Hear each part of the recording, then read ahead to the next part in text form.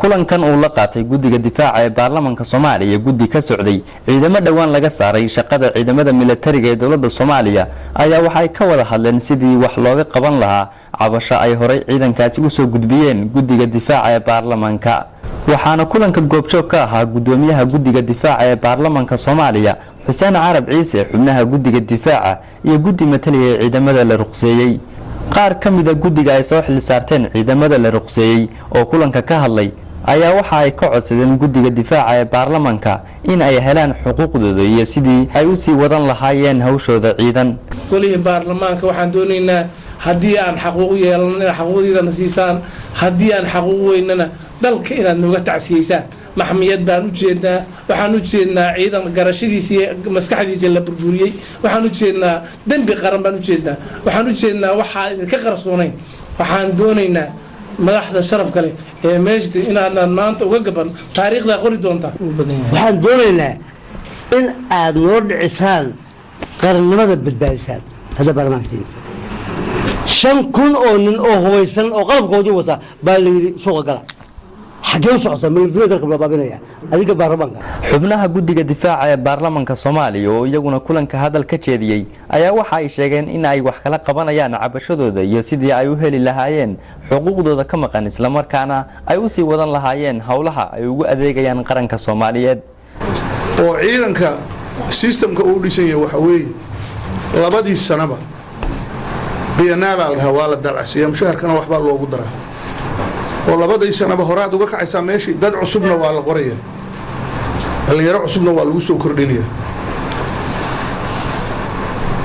kuma daraayo burburka inagu dhacay aan 30 sano ka yarayn wixii dhacay oo dambi aynu inagu galabsanay ilaahay dadka ma dulmee inuu ugu dhacay Soomaaliba hadaynu nahay ayay ka mid tahay horta wax idinku dhacayna arintan aad baan mataqaana ugu xunnahay oo ciidamadii shalay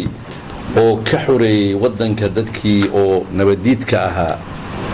oo ayagana sidaa loo galay xuquuqdoodana ay leeyihiin rag iyo dumar waa inaga maqan tahay annagu wixii waajibaadkeena guddi aan waan ka gudanaynaa gudoomiyaha guddiga difaaca ee baarlamaanka federaalka ee Soomaaliya xildhibaan Xuseen Carab Ciise oo isna kulanka hadal kooban ka jeediyay ayaa sheegay in ay si degdeg ah ugu yeeri doonaan wasiirka difaaca iyo taliyaha ciidanka xoogga dalka si ay wax uga weydiiyaan sababta keentay in askar ka tirsan ciidanka xoogga dalka la ruqseeyo sida ay xubnaha kala sheegeen wasiirka iyo taliyaha iyo hogaamadiisa runtii sida ugu dhaqsaha badan ayaan ugu yeereynaa insha Allah waxa ku xigaysa inaan saragno madaxweynaha arinta u gudbino marka waxa ogaataan inaan yareysanaynin runtii waxay nagu tahay dhibaato in 5 bilood aydan helin xuquuqdiina xaq u lahaydeen reer ku masruufan lahaydeen idinkuna isku daryeel lahaydeen annagana waxaan u joognaa meesha runtii waana arinta dabagalno oo runtii meesha say wax u jiraan dabagal sax lagu sameeyo aan markaa idinku soo celino annaga waxaan naga taqaanaan markaa imika inaan usbuucanba aan idinku soo celino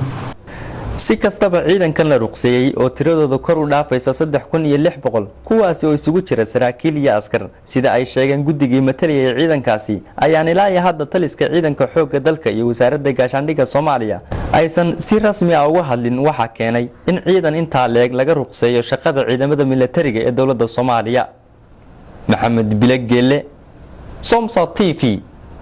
magaalada Muqdisho